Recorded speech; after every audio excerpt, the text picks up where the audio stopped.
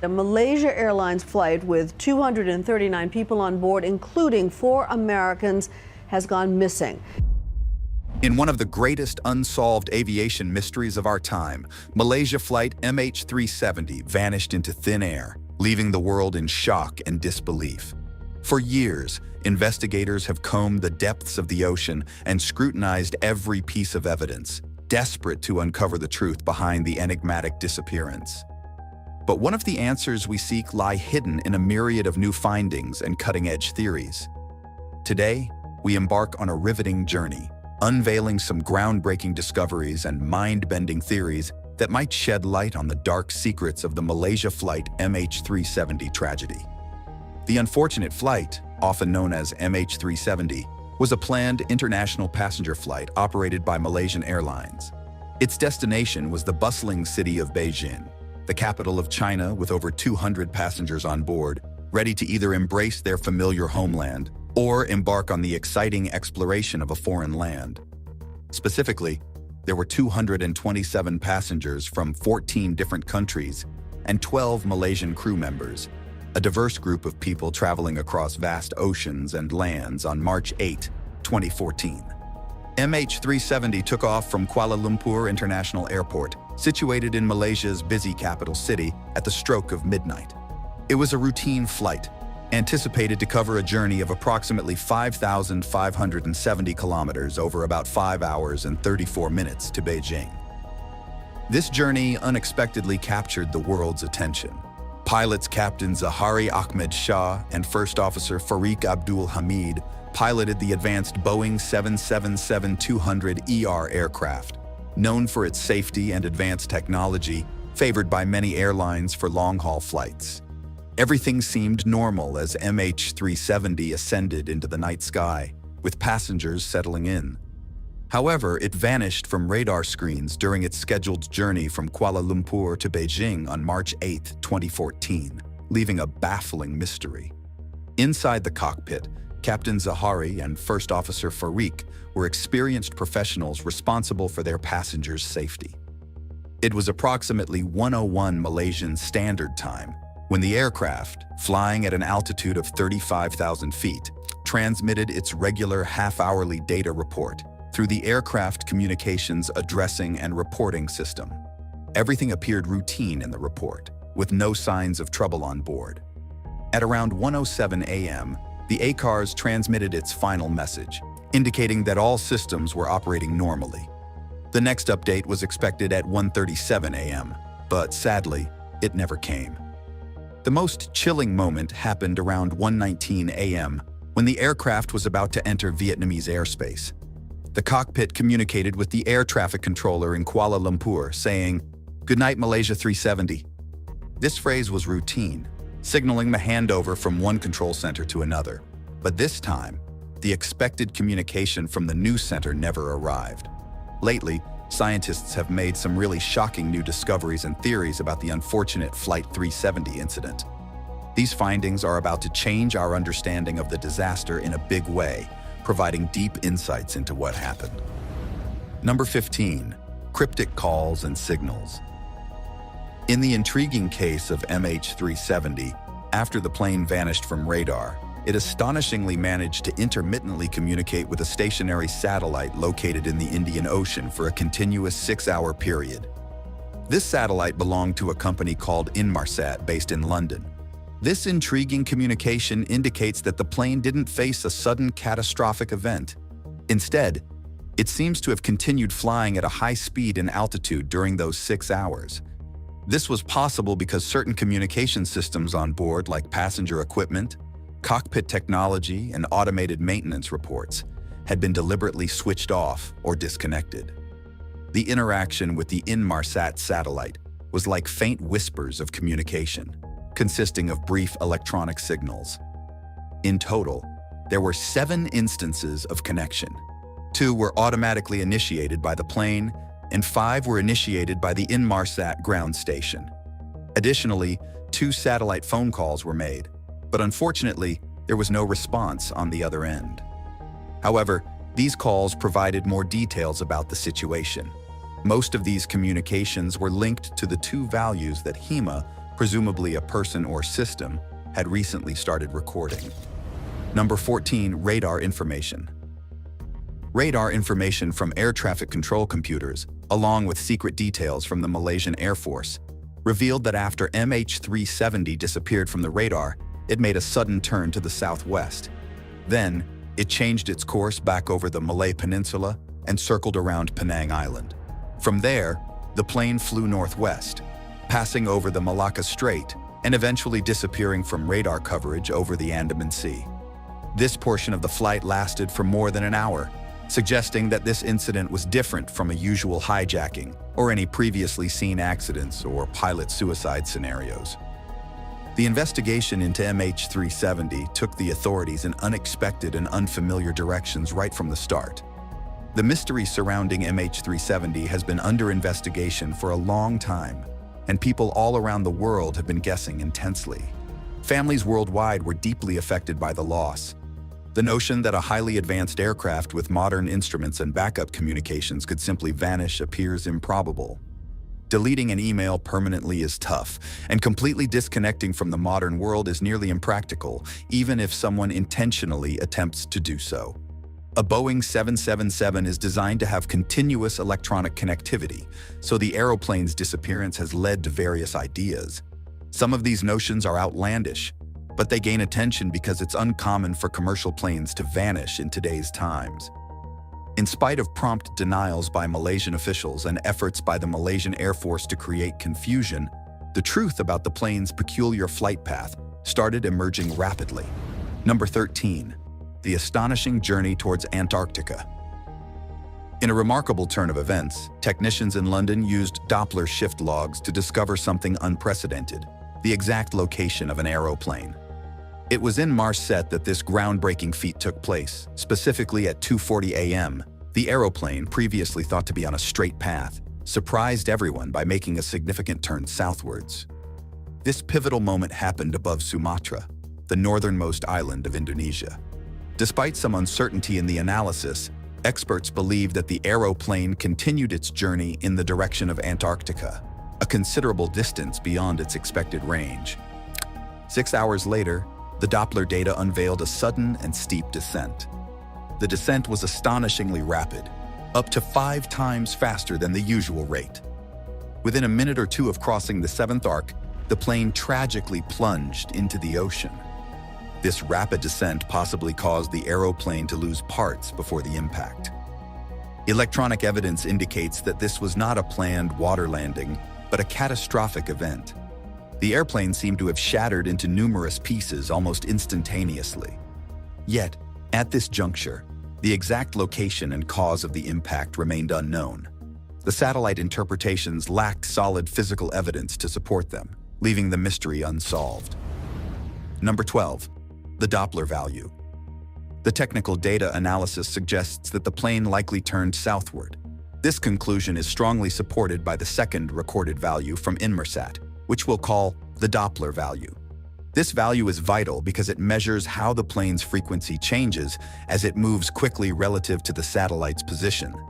It's a regular way for airplanes to communicate with satellites during flights. To ensure smooth communication, the airplane's systems anticipate and adjust for these frequency changes. However, the adjustments may not be entirely accurate because older satellites might not always send signals precisely as expected by the planes. Other factors like the satellite's orbit tilt and temperature can also influence the signals they transmit, which can leave noticeable marks on the data. Number 11. The elusive black boxes hunt. The information from satellites indicated something remarkable. The plane had likely continued flying for several hours even after it had gone silent. Eventually, Malaysian officials admitted that this report was indeed accurate.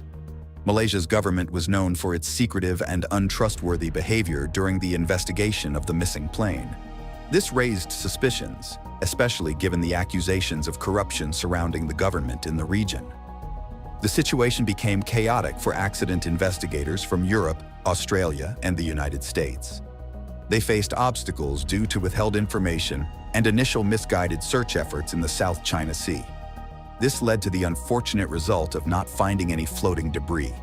Had the Malaysians been transparent from the start, the discovery of debris could have helped pinpoint the plane's general location, potentially leading to the recovery of its black boxes. The search for these black boxes eventually led to a distant part of the ocean, but the ocean itself is vast. Locating similar black boxes from a previous crash, Air France Flight 447, took 2 years. Despite having a good idea of where to look, it still took nearly 2 months of unsuccessful efforts before the search shifted to the deeper sections of the ocean. The surface search concluded in April 2014, officially under Malaysian jurisdiction. However, their capabilities were limited for a deep-sea search and recovery operation. Thankfully, Australia, being a responsible global actor, stepped in.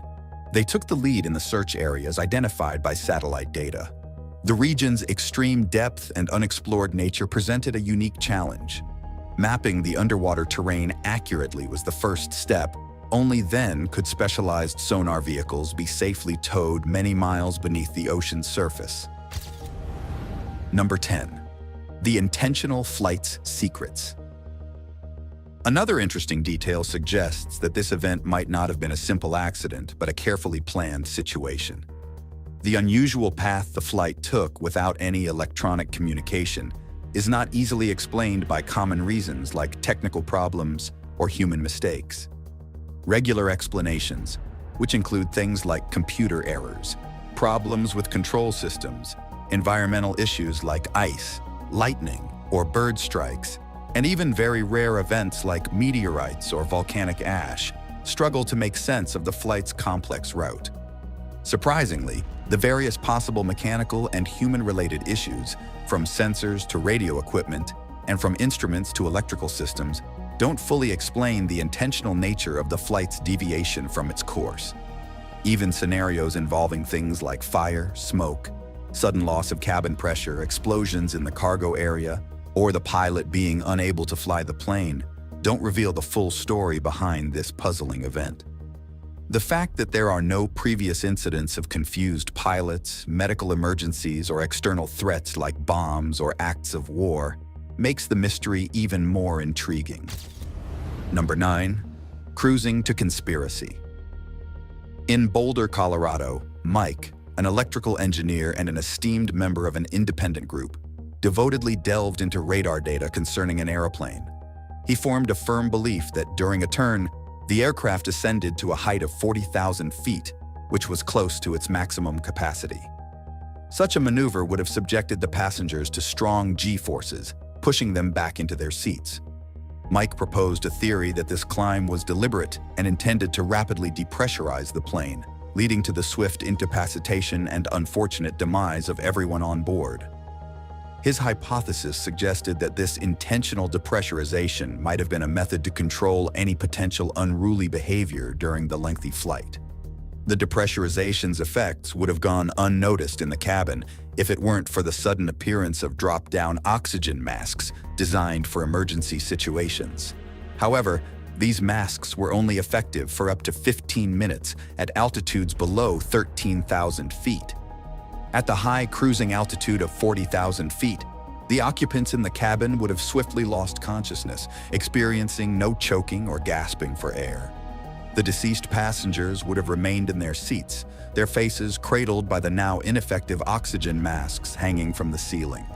The scene would have been dimly lit by emergency lights. In contrast, the cockpit was equipped with 4 pressurized oxygen masks, capable of supplying oxygen for several hours. If someone intentionally depressurized the plane, they could have easily used one of these masks to continue breathing safely.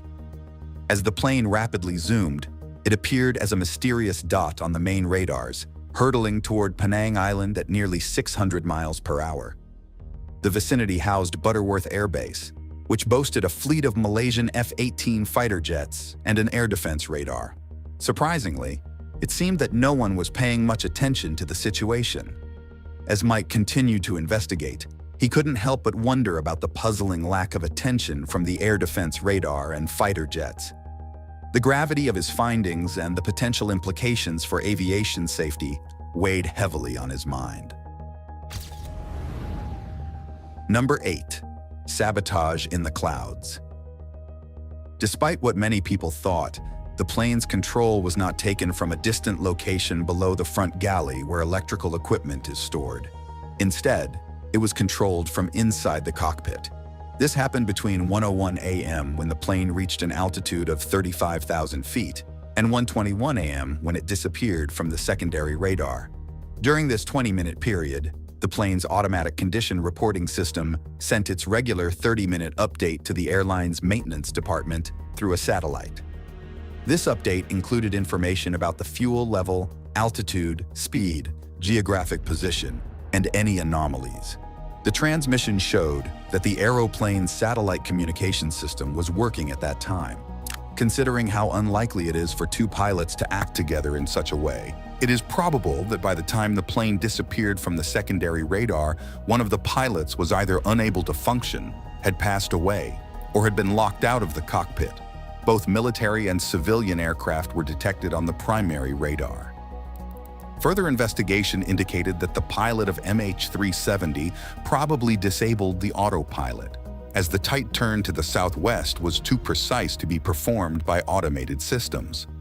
Additionally, it appears that the person in control intentionally depressurized the plane and turned off a significant portion, if not all, of the electrical system around the same time.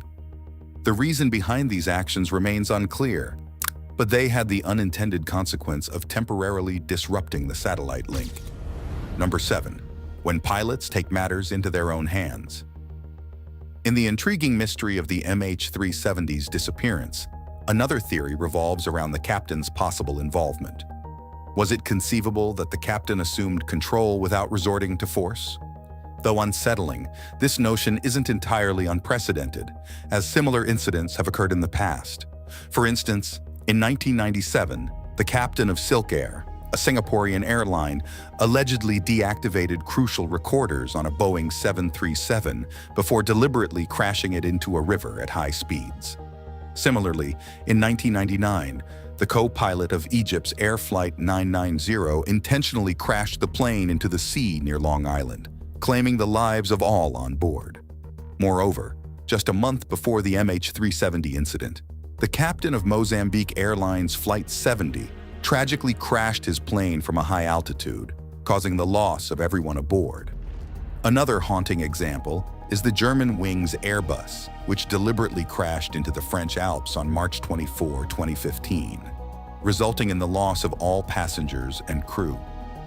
In this case, the co-pilot, Andreas Lubitz, locked the pilot out of the cockpit while he went to the bathroom. Investigation revealed that Lubitz had been experiencing sadness and had previously researched the MH370's disappearance a year earlier. However, it is challenging to accept the possibility of the co-pilot's involvement in the MH370 incident. He was described as a young, optimistic individual, eagerly anticipating his upcoming marriage. No records suggest any personal conflicts or doubts about his descent into depression. Additionally, he was not a German pilot working for a struggling low-cost airline with meager pay and little prestige. On the contrary, he was flying the grand Boeing 777 in a country where the national airline and its pilots were held in high esteem. Number 6. Unmasking Captain Zahari. Amidst growing concerns, a spotlight has been cast on Captain Zahari, a figure depicted in official accounts as an exemplary pilot and a composed family man who took pleasure in engaging with flight simulators. While his family projects this image, glaring signals of distress have been seemingly brushed aside. Law enforcement uncovered aspects of Zahari's life that warranted a more thorough examination, yet the subsequent findings proved insufficient. The assessment of Zahari's ability to manage work-related pressure yielded a positive rating, and there was no prior evidence of indifference, unease, or edginess. His routine, interpersonal connections, and familial challenges exhibited no noteworthy alterations. No behavioral cues indicated any retreat from social interactions, shifts in routines, or modifications in interests. A review of his demeanor on the day of the flight, along with the 3 flights preceding it, captured by airport CCTV recordings, depicted Zahari as unwavering, well-groomed, and impeccably attired. His customary traits, encompassing his stance, facial expressions, and gestures, remained unaltered. Nevertheless, the official report appears to be either disconnected or conflicting with what was known about Zahari, given the disconcerting hints that were disregarded. His existence was shrouded in desolation and solitude. The departure of his wife plunged him into a state of isolation, with prolonged hours spent in solitude as he eagerly awaited the intervals between flights to elapse. He nurtured affection for a married woman with a family, and his fixation extended to two young online models he encountered on social media. His efforts to establish a connection with them went unanswered, and a few of his remarks ventured into inappropriate territory. Zahari's life underwent a profound transformation, distancing him from the once steady and secure existence he had known. His excessive indulgence in social media might have exacerbated his seclusion, with experts positing a diagnosis of clinical depression. A noteworthy discovery emerged from an examination of his flight simulator, with the FBI identifying a flight trajectory bearing resemblance to that of MH370. Curiously, Malaysian investigators accorded this piece of evidence minimal significance, despite its potential implications. In light of these intricate details, a broader understanding of Captain Zahari's circumstances begins to emerge, suggesting a multifaceted struggle that extends beyond the veneer of his public portrayal. Now, it's time for today's subscriber pick. In a fascinating twist on the mystery of the missing Flight 370, there's another theory that challenges the belief that the plane crashed and disappeared in the Indian Ocean. According to this theory, some people argue that the plane might not have sunk at all. The basis for this idea comes from reports by several relatives of the passengers who claim to have heard ringing tones coming from their loved ones' phones for up to 4 days after the supposed crash. Remarkably, 19 families have shared such experiences, shedding light on this intriguing phenomenon. One particularly poignant example that captured attention was a family member demonstrating on Chinese television that he could still call his deceased brother's phone, and it would ring. This emotional display added weight to the ringtone theory. A telecommunications expert named Paul Franks has thrown his support behind this theory, strongly believing that if the plane had indeed crashed into the ocean, the phones wouldn't have continued to function and ring for such an extended period. Franks shared his views on Reddit, highlighting that when a phone is submerged, especially in seawater, its survival and functionality are highly unlikely. Even if somehow it managed to survive, it wouldn't receive signals from the ocean's depths, further raising doubts about the plane's alleged crash. Could the ringing tones reported by the families truly be signals from the missing plane? If the plane didn't crash into the sea, where could it be now? And what other factors could explain the ringing phone phenomenon? With all this compelling evidence, one might wonder whether the original conclusion about the plane's fate needs reevaluation. Let's know what you think about what you just saw on screen. Number 5. The Trail of Breadcrumbs. A creative entrepreneur hailing from Roanoke, Virginia, Victor Ianello has gained significant recognition as a prominent member of an independent group. He's been delving deeply into simulated flights, focusing his efforts on the flight of Malaysian Airlines MH370, a matter that somehow escaped the attention of Malaysian investigators. What has captured Ianello's attention is the way Zahari, the pilot, handled MH370's path on the simulator. Rather than treating it as a continuous flight, Zahari chose to move the flight forward in stages, manually adjusting fuel and making jumps until the aircraft mysteriously disappeared from the simulation. This peculiar behavior has led Ianello to firmly believe that Zahari holds a key role in the chain of events that unfolded. It's important to underline that there were no technical requirements for Zahari to employ a consumer-grade Microsoft game-like simulator for this purpose. This has raised suspicions for Ianello, leading him to propose a unique hypothesis. The simulator flight might have served as Zahari's unconventional way of bidding farewell, akin to leaving a trail of breadcrumbs behind. While the exact motivation behind Zahari's actions remains a puzzle without further insights, Ianello stresses that dismissing the simulator flight as a mere coincidence would be unwise.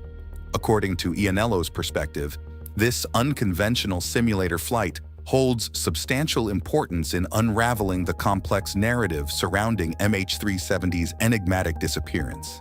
In essence, it opens a window into Zahari's potential state of mind and his involvement in the sequence of events that led to this puzzling incident. Number 4. The cyber conspiracy. Esteemed historian Norman Davis puts forth another closely related idea on this matter. He suggests that the flight could have been hacked remotely and redirected to a hidden location. According to Davis, cyber experts might have exploited technology meant to prevent a recurrence of the 9/11 terror attacks. This technology enabled planes to be controlled from the ground. The specific technology he mentions is the Boeing Honeywell uninterruptible autopilot, as detailed in his book, Beneath Another Sky, A Global Journey into History. The existence of this technology opens up the possibility of a chilling scenario. Davis believes the plane could have been carrying sensitive materials or personnel headed for Beijing, making it a target for not just one, but 2 kidnapping attempts. Since conclusive answers have yet to be provided, Davis deems it reasonable to engage in speculation on the matter. According to Davis, the sequence of events might have involved the plane initially being remotely kidnapped by a hacker who intended to divert it to the U.S. naval base in Diego Garcia, located in the Indian Ocean. Subsequently, another hacker or remote controller may have taken over the plane to prevent it from reaching its intended destination. Number 3. The elusive MH370 jungle crash site. In September 2019, when investigators were searching for the missing MH370 aeroplane, a British video producer named Ian Wilson had a unique idea. He believed that the plane might have crashed in a distant jungle, making it difficult to locate. Using satellite maps, Ian focused on rainforests in Southeast Asia and came across something that resembled an aeroplane deep in the Cambodian jungle, approximately 60 miles west of Phnom Penh. The images displayed the plane appearing to be wedged against a mountain at an angle. Despite some aeroplane parts from MH370 being discovered in the Indian Ocean, only a few were confirmed to belong to the missing aircraft. As a result, doubts persisted about the theory of an ocean crash. Undeterred, Ian, along with his brother Jackie, decided to venture into the jungle and explore their discovery. However, their journey was not without challenges, and their guides were forced to turn back due to treacherous terrain. Nonetheless, the brothers remained steadfast in their belief about the finding. Aviation expert Lieutenant Tim McMillan observed that the object indeed resembled an aeroplane, but it appeared too small to be a Boeing 777, which was the model of MH370. Ultimately, experts verified that the wreckage was not from MH370, but belonged to a different plane altogether. Despite this setback, Ian and Jackie maintain their faith in their discovery and hope to try again when they have sufficient funds for further exploration. Number 2. Hidden passenger and mysterious cargo. Amidst the investigations, another intriguing notion suggests a passenger may have hijacked the aircraft, slipping on board unnoticed. This enigmatic concept gained traction as investigators delved into the flight's vanishing act. Their scrutiny revealed a puzzling addition to the flight list, a mysterious cargo weighing 14 stone, equivalent to a hefty 196 pounds. Mr. Jaslin, who held a personal stake with his wife and children on board, disclosed that French investigators divulged this startling cargo revelation in a comprehensive report encompassing passengers and their belongings. Adding another layer to the puzzle, Mr. Waterloo, who aligns with the belief of intentional tampering, cited the French newspaper Le Parisien's disclosure of an overloaded container on the flight. Yet the reasons behind this perplexing occurrence remain shrouded in ambiguity. Further unraveling the mystery, it came to light that an unattributed load of 89 kilograms was surreptitiously incorporated into the flight list post-takeoff.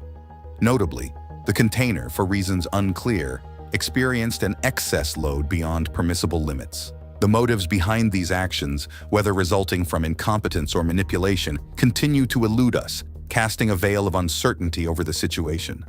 As inquiries proceed, Malaysians will inevitably confront these baffling questions. Aviation security expert Tim Termini lends weight to the notion of a hijacking, asserting that considerable support underscores this possibility. Within this framework, 4 conceivable scenarios emerge.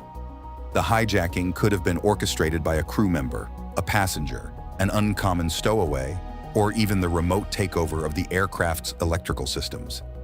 However, Philippa Baum, a notable figure in aviation security, struck a chord of caution.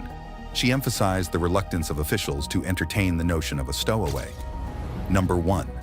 Rogue missiles or miscommunication. Another line of thought proposes the possibility of it being shot down during a joint military training exercise between Thailand and the US in the South China Sea, which coincided with the plane's disappearance. The idea is that miscommunication, technical issues, or human error might have caused this unfortunate event. A former French airline director, Marc Tagane, claimed he saw satellite images of unidentified aircraft in the region during the time of My 370's vanishing act. He also reported receiving threats, urging him to abandon this theory, indicating a potential case of mistaken identity. Another scenario speculates that MH370 was unintentionally targeted by a country's military, thinking it was a hostile or suspicious aircraft. This confusion could have arisen due to the plane deviating from its intended path, losing communication, or resembling another aircraft. Nigel Cawthorne, a British author, even suggested that US TIE fighters might have taken down MH370, fearing it was heading towards their military base in Diego Garcia Island, Indian Ocean. Cawthorne also pondered whether sensitive cargo or personnel on board attracted unwarranted attention or hostility. More elaborate conspiracy theories even propose that MH370's downfall was part of a cover-up operation, orchestrated by a state actor for political or strategic motives. This elaborate plan might involve creating a diversion, blaming another country, or clandestinely acquiring valuable items from the aircraft. Selina Waterloo, a French relative of one of the passengers, claimed that the US Air Force shot down MH370 to confiscate electronic equipment destined for China, and a global cover-up was staged to conceal the truth. However, these theories face numerous challenges and criticisms. Solid evidence and clear motives for a shootdown are lacking, making it hard to substantiate these claims. No concrete proof of any missile or fighter jet near MH370 or any state actor's intention to shoot it down has emerged. The alleged satellite images and anonymous threats have not been validated by official sources. Furthermore, orchestrating the shooting of a civilian plane and then concealing it would require significant coordination and authorization and entail severe legal consequences. Maintaining such a massive conspiracy without any leaks or whistleblowers is highly implausible. Consequently, the veracity of these theories remains uncertain. Which theory about Malaysia Flight MH370's disappearance do you find most plausible? Share your thoughts in the comments below. Thanks for watching, and we'll see you in the next one.